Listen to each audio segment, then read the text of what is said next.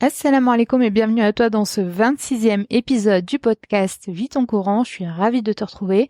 Si tu me découvres à travers cet épisode, je suis Younus, la fondatrice de Hafiz Quran Academy, la méthode ludique destinée aux francophones pour mémoriser Surat al-Baqarah.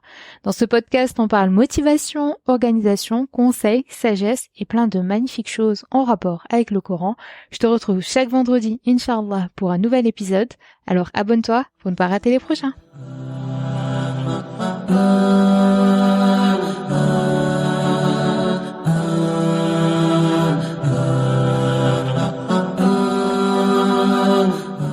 Je te propose dans cet épisode de continuer notre méditation de Surat Yusuf. Alors je suis désolée, la semaine dernière il n'y a pas eu d'épisode car j'avais plusieurs examens, mais aujourd'hui je suis contente de te retrouver pour continuer notre méditation de cette magnifique sourate.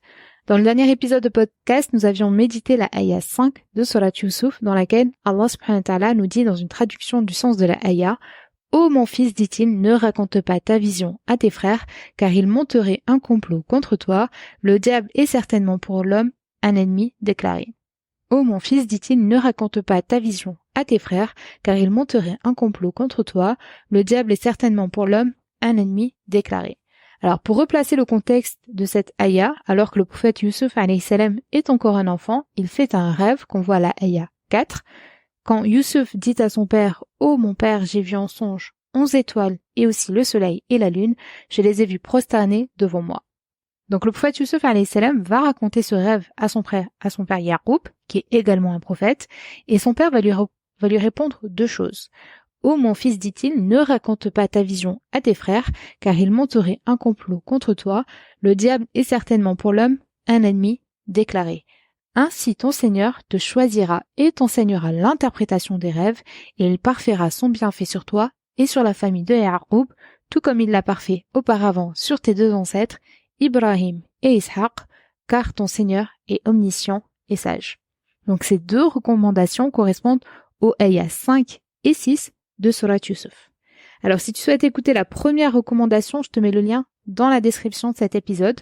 Donc voyons aujourd'hui la deuxième recommandation relatée dans la ayah 6 de Surat Yusuf, dans laquelle Allah subhanahu wa ta'ala nous dit dans une traduction du sens de la ayah: « Ainsi ton Seigneur te choisira et t'enseignera l'interprétation des rêves, et il parfaira son bienfait sur toi et sur la famille de Yaqub, tout comme il a parfait auparavant sur tes deux ancêtres, Ibrahim et Ishaq, car ton Seigneur est omniscient et sage. » Donc ainsi ton Seigneur te choisira et t'enseignera l'interprétation des rêves, et il parfaira son bienfait sur toi et sur la famille de Yaqub, tout comme il l'a parfait auparavant sur tes deux ancêtres, Ibrahim et Ishaq, car ton Seigneur est omniscient et sage. Donc la première chose que l'on constate dans cette ayah est qu'elle est divisée en deux parties temporelles.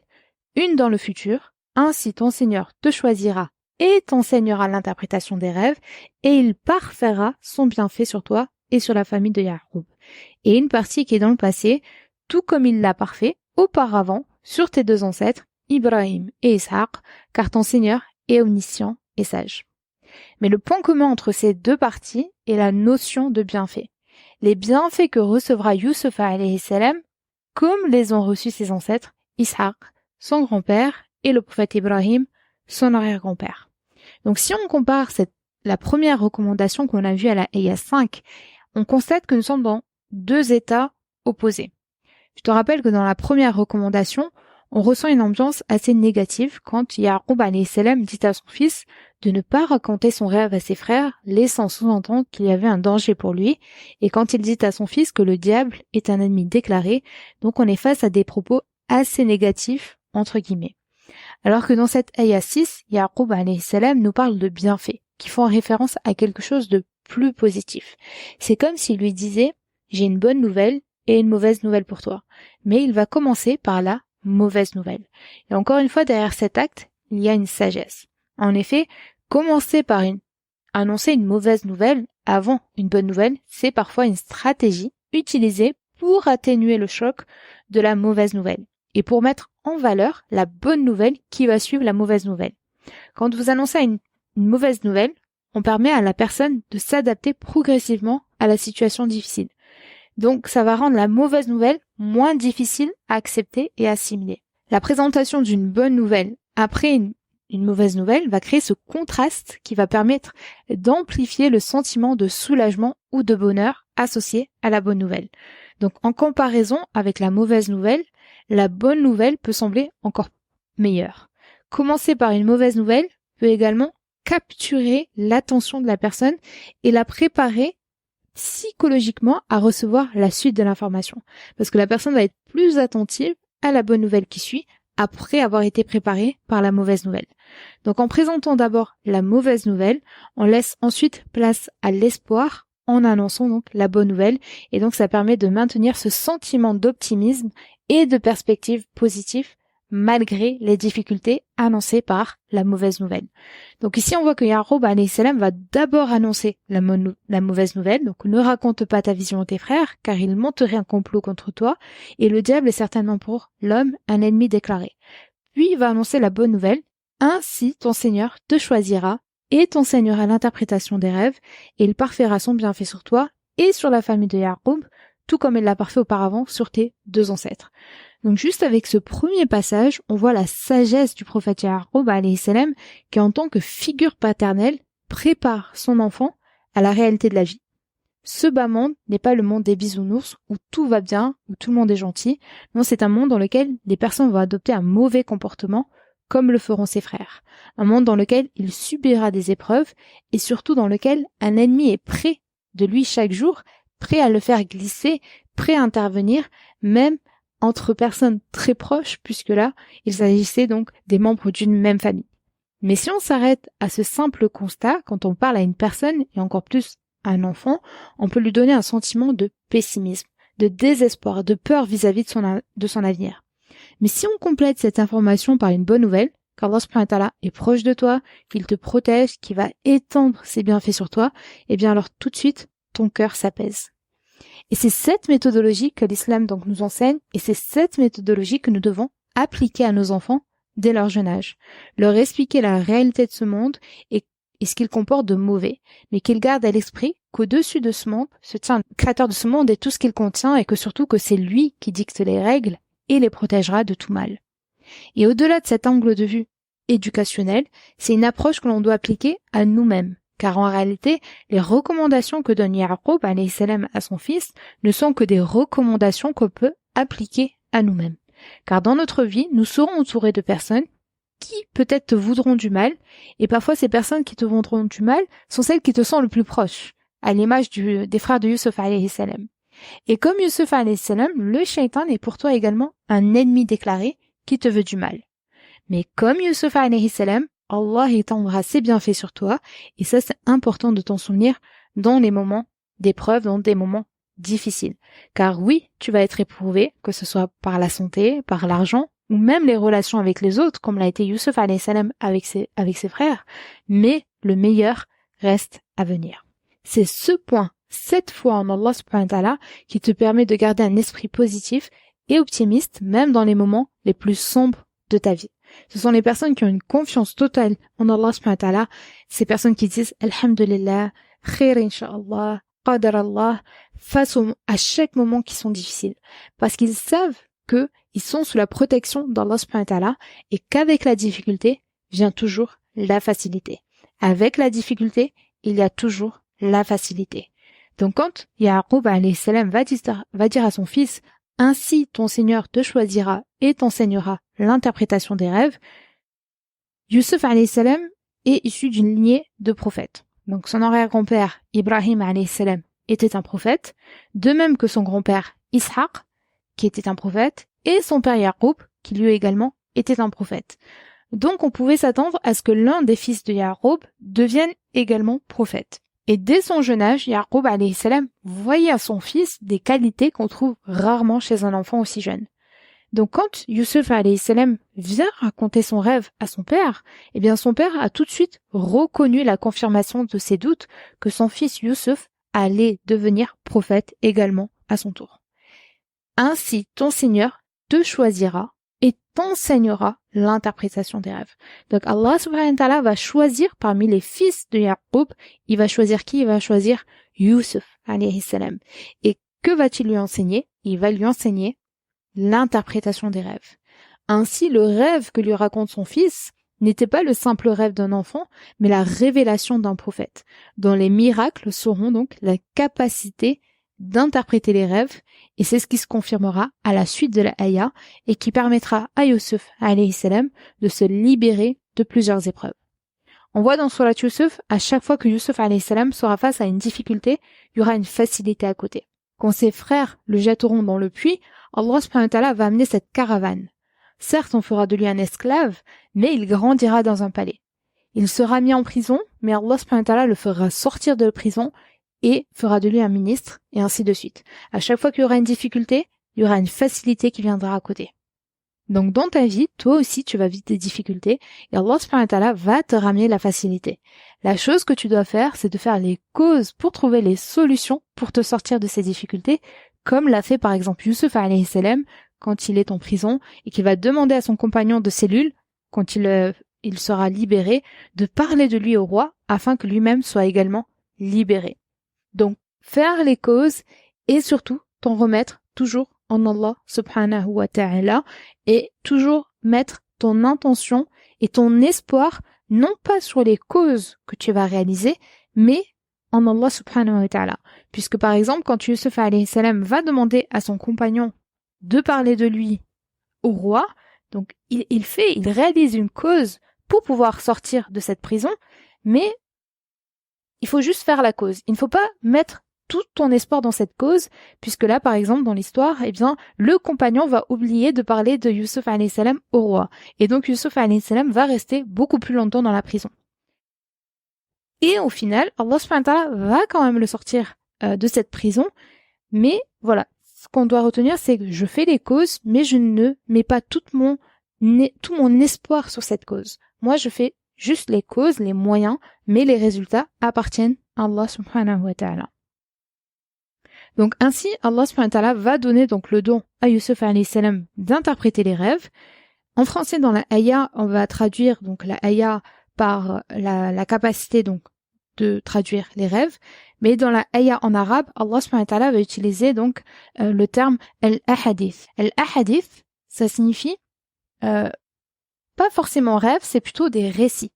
Puisque le terme rêve, en arabe, on dirait donc ahlam, qui se réfère exclusivement aux rêves.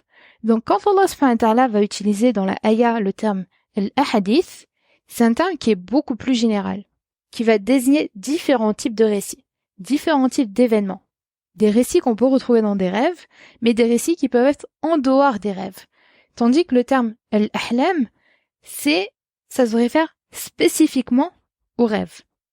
Donc, en choisissant le terme hadith, dans ce verset, Allah subhanahu wa ta'ala va utiliser donc un mot qui est beaucoup plus large, qui permet donc une interprétation beaucoup plus large et qui va donc inclure les récits de rêves, mais également d'autres types de récits ou d'événements. De plus, quand on constate que Yusuf alayhi salam aura cette capacité d'interpréter les rêves, mais d'interpréter également d'autres événements, et on le voit donc dans la sourate Yusuf. Et on constate que malgré sa capacité d'interpréter les rêves, dans ce premier rêve qu'il va relater à son père, il ne va pas interpréter le rêve qu'il va raconter à son père, parce qu'il va obéir à la recommandation de son père de ne pas en parler. C'est seulement à la fin de la sourate qu'Allah subhanahu wa ta'ala va dévoiler la signification de ce rêve quand il va retrouver donc sa famille, et donc Yusuf alayhi salam va donc interpréter le rêve et dire que c'est ce qui se passe, la scène qui va se passer à la fin de la sourate correspond au rêve qu'il a fait en début de sourate. Donc cette capacité d'interpréter les rêves va permettre au prophète Yusuf alayhi salam de pouvoir interpréter toute forme de récit, qu'importe les situations, et ça on le voit à la ayah 21, dans laquelle Allah subhanahu wa ta'ala nous dit dans une traduction du sens de la ayah, et celui qui l'acheta était de l'Égypte, il dit à sa femme, accorde-lui une généreuse hospitalité, il se peut qu'il nous soit utile, ou que nous l'adoptions comme notre enfant, ainsi avons-nous raffermi Yusuf dans le pays, et nous lui avons appris l'interprétation des rêves. Ainsi nous l'avons raffermi dans le pays, et nous lui avons appris l'interprétation des rêves. Donc puis Allah subhanahu wa ta'ala dit dans la suite de la ayah, et il parfaira son bienfait sur toi et sur la famille de Ya'qub, tout comme il l'a parfait auparavant sur tes deux ancêtres, Ibrahim et Ishaq. Donc, il faut qu'on médite ici le terme de bienfait. Si on compare avec la sourate Al-Ma'idah, à la ayah 3, Allah subhanahu wa ta'ala nous dit dans une traduction du sens de la ayah, aujourd'hui, j'ai parachevé pour vous votre religion, j'ai complété mon bienfait sur vous et j'ai agréé pour vous l'islam comme religion. Aujourd'hui, j'ai parachevé pour vous votre religion, j'ai complété mon bienfait sur vous et j'ai agréé pour vous l'islam comme religion. Donc, j'ai complété mon bienfait sur vous.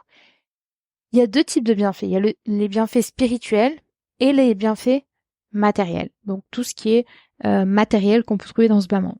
Dans cette ayah de Surat Al-Ma'idah, Allah subhanahu wa ta'ala fait référence aux bienfaits d'ordre spirituel. En disant, donc, j'ai complété mon bienfait pour vous, c'est dans le sens, j'ai complété la religion en fournissant à l'humanité, eh bien, un système de croyances, de pratiques, de lois, de dogmes qui répondent à ce besoin spirituel, mais également ce besoin moraux et sociaux. Donc, on a toutes les règles, toutes les lois pour pouvoir vivre notre spiritualité de manière complète dans ce bas monde. Alors que dans la ayah 6 de Surat Yusuf, le terme de bienfait fait référence aux deux axes, spirituel et matériel.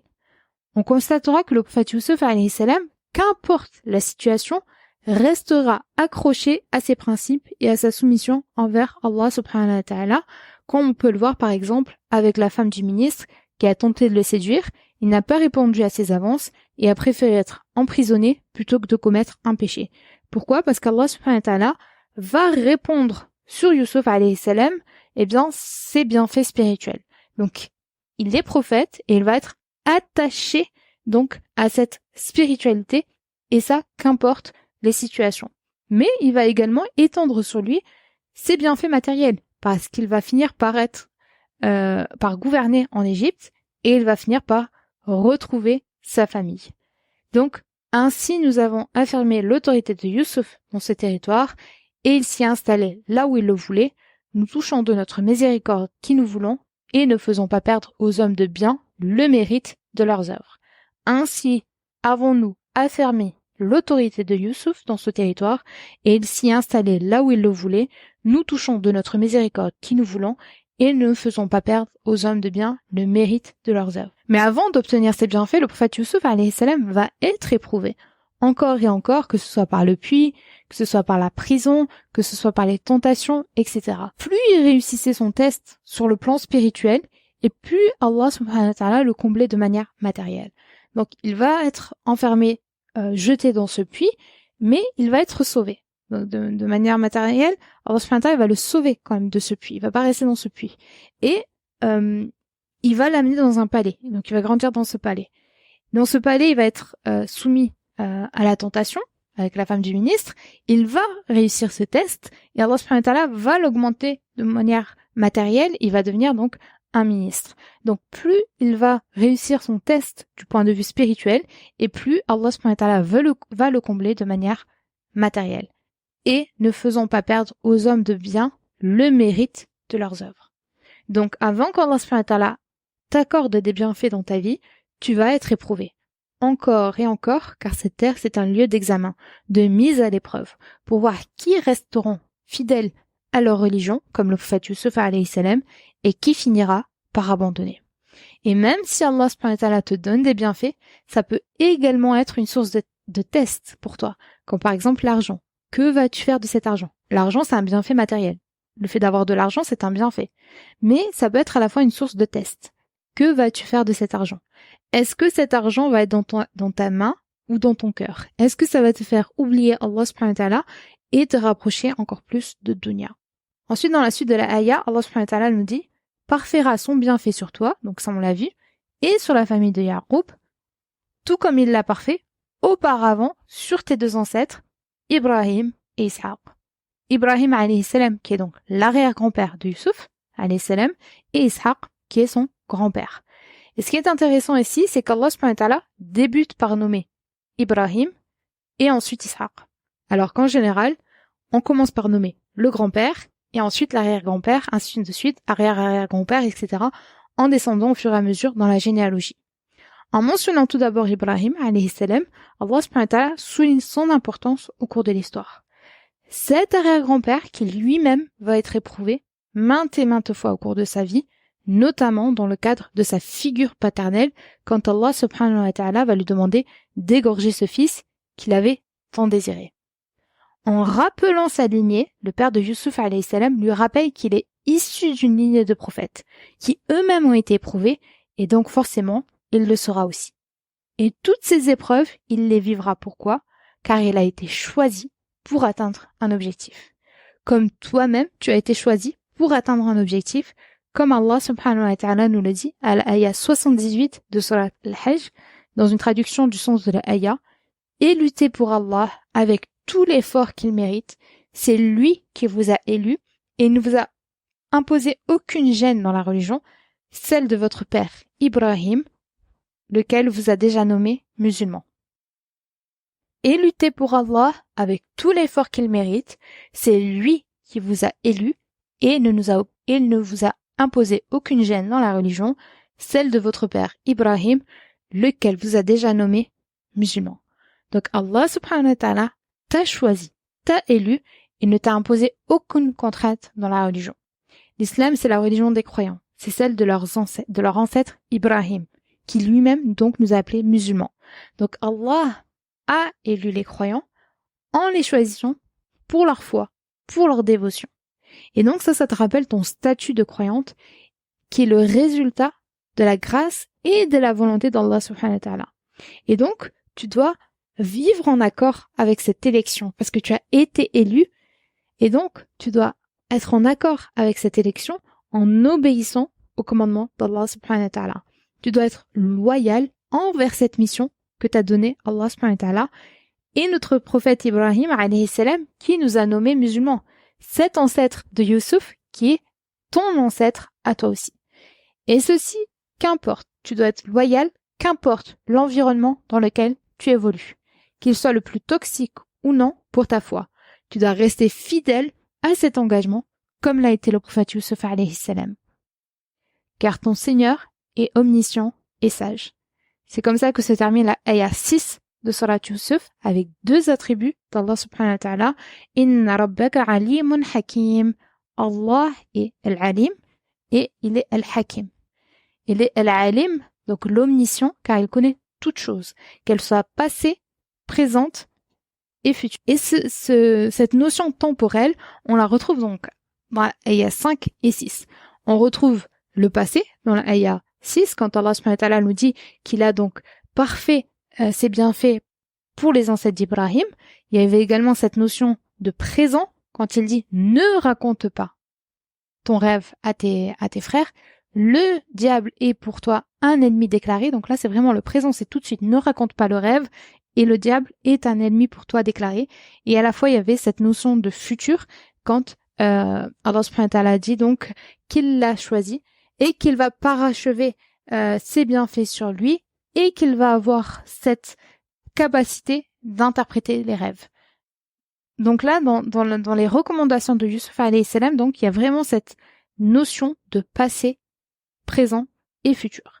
Et on termine donc la ayah avec le fait que Allah subhanahu wa ta'ala, il est donc l'omniscient. Donc il connaît toutes les choses, qu'elles soient passées, présentes et futures, de manière absolue et complète. Donc Allah subhanahu wa ta'ala sait déjà ce qui va arriver à Yusuf alayhi salam et sa famille, et il connaît le plan qu'il a pour eux, y compris les épreuves et les bienfaits qui les attendent. Et il est Al-Hakim, cette sagesse qui s'illustre par la façon dont il guide et protège Yusuf alayhi salam à travers les épreuves qu'il rencontre, quand il va être en prison, quand il va être dans ce puits, seul. En tant qu'enfant, eh bien c'est Allah subhanahu wa ta'ala qui le protège jusqu'à ce qu'il atteigne finalement un rang élevé et la reconnaissance de ses frères qu'on découvre à la fin de Surat Yusuf. Donc toi-même, tu dois reconnaître la sagesse d'Allah subhanahu wa ta'ala dans ta propre vie, même lorsque les événements semblent difficiles ou incompréhensibles pour toi, il y a toujours une sagesse derrière. Et ça, c'est ce que tu dois garder en tête, qu'il y a toujours une sagesse derrière chaque événement qui t'arrive. Et en mettant en avant donc cette omniscience et cette sagesse à la fin de la ayah 6, Allah subhanahu wa ta'ala nous rappelle sa connaissance parfaite et sa sagesse infinie, qui sont donc deux éléments, la connaissance et la sagesse, qui sont deux éléments qui sont au cœur de sa relation avec nous. Il sait ce qui nous arrive au moment où ça nous arrive et il sait ce qui va nous arriver. Et ça, il faut qu'on ait conscience que Allah subhanahu wa ta'ala est toujours là pour nous et qu'il a conscience de ce qui nous arrive et même si ces choses sont difficiles à vivre, il y a une sagesse derrière car il est donc Al-Hakim. Donc tu dois placer ta confiance en Allah subhanahu wa ta'ala comme l'a fait le prophète Yusuf alayhi salam tout au long de sa vie en cherchant sa guidance dans toutes tes situations de ta vie et à accepter avec gratitude les bienfaits qu'il t'accorde mais également les épreuves parce que il agit toujours avec sagesse. Voilà pour la méditation de la Aya 6 de Surat Yusuf. J'espère que cette petite série sur les sagesses autour de la recommandation du prophète Ya'qub à son fils Yusuf t'aura plu. Si c'est le cas, je t'invite à me laisser 5 étoiles si tu es sur Apple Podcast et à partager cet épisode autour de toi. En attendant vendredi, tu peux rejoindre l'atelier offert El Bayina dans lequel je te partage la méthodologie pour comprendre et mémoriser Surat El Bayina. Tu as le lien en description de cet épisode. Quant à moi, je te retrouve vendredi pour un prochain épisode, Inch'Allah. Salam!